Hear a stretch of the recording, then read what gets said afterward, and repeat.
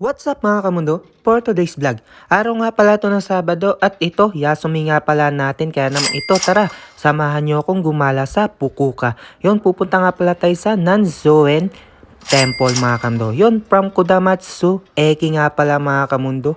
Sasakay tayo dito sa local train papunta ng Tokuyama Eki mga kamundo. Kaya naman ito, tara, samahan nyo ang aking journey sa paggagala papunta ng Fukuoka. At yun mga kamundo, nandito na nga ako, nakasakay na nga ako ng train, local train, papunta ng Tokuyama Station mga kamundo.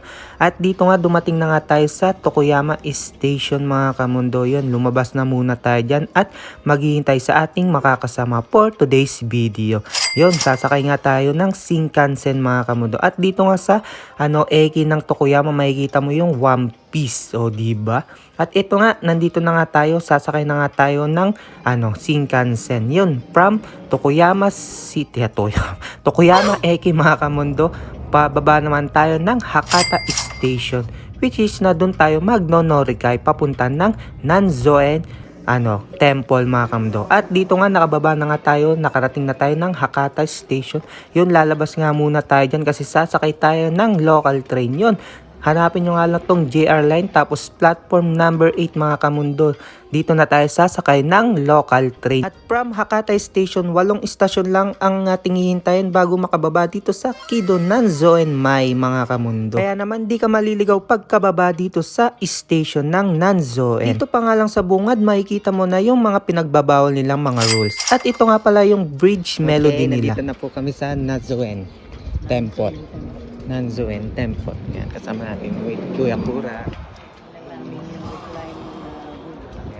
180 years old na. 180 years old. Pinakamahabang bronze na Buddha. Kasing haba siya ng Statue of Liberty. Yun. At kasama nga natin dyan si Kuya Kura for today's video mga kamundo. At dito nga nakabili na rin kami ng ticket. At yun, sa nabanggit ko nga palang rules dito, kailangan natin sumunod kasi alam nyo na diba, pag Japan, kailangan nating sumunod sa mga rules. Kaya naman itong video natin dito, kaya naman talagang pitik-pitik lang talaga mga kamundo kasi bawal talaga tayo mag-video dito ng mga mahabang video. At yun, napakaganda nga talaga ng lugar nito, lalo dito sa palang entrance pa lang nila, talaga namang tradition, talagang napaka tawag dito, yung parang banal na lugar talaga to mga kamundo. Kaya naman talagang sobrang dami nilang pinagbabawal na rules dito. At yun, makikita nyo nga, na ako dyan, nag-pray na ako dyan sa mga Buddha. Lalo dito sa party na to mga kamundo, talaga namang bawal mag-video dyan kasi naman napaka sagrado ng lugar nila na yan. At yun, pumasok na nga kami dito papunta sa malaking Buddha dito sa Nanzoen Temple, which is na ito talaga ang pinupuntahan ng maraming tao. Tulad na nga nito, narating na nga natin itong napakalaking Buddha mga kamundo, o diba? Grabe, sa personal talaga namang mamamangha ka dyan, napakalaki ng Buddha na yan. At syempre meron din silang mga maliliit na Buddha dyan. At dito nga umakyat ako dito sa parting paanan ng Buddha nito. Ayun mga kamundo, naglagay nga tayo ng barya dyan, tapos nag-pray na rin tayo para sa ating nanay mga kamundo. At syempre sa ating career dito sa Japan. Yun, kaya naman talagang pitik-pitik lang ang video natin dito mga kamundo. Pasensyahan nyo na, talagang bawal talagang manguha ng dito video. At syempre, hindi rin magiging kompleto ang trip mo dito sa Nanzoen Temple pag hindi ka nakakain ng kanilang pinagmamalaking ice cream dito.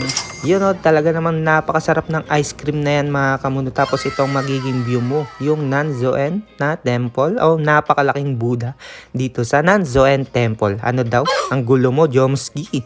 At yun, talaga naman napakasarap ka mo ng soft to ice cream na to. Siyempre, mix ang ating in-order para matikman natin ang vanilla at ang kanilang matcha flavor.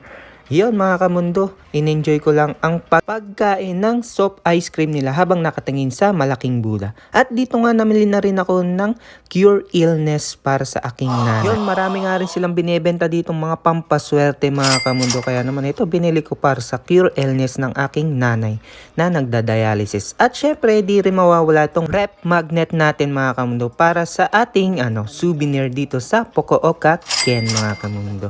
At dito nga nag-stamp na rin tayo ng kanilang trading tawag dito, pang stamp sa kanilang mga istasyon mga kamundo. Ayan oh, talaga naman napakaganda niyan mga kamundo. At kung umabot ka nga pala sa video ko na to, wag mo naman kalimutang mag-like, share, and follow sa ating mga video para naman mas dumami pa ang ating mga followers mga kamundo. Kaya naman, kita-kits ulit tayo sa ating susunod na journey dito sa Japan. Yun lang, maraming salamat sa inyong panonood at huwag kayong magsawang sumuporta sa akin palagi. Yun lang. Dito kami, tayo na lang muna kami. Tapos na kami umakyat dun sa malaking Buddha. Ano pa ng Buddha na yun, Kapura? Nanso, yung temple, Nanso yun. Dito kami sa Nansoin Temple. Ilang, yan eh. Ano naman na natin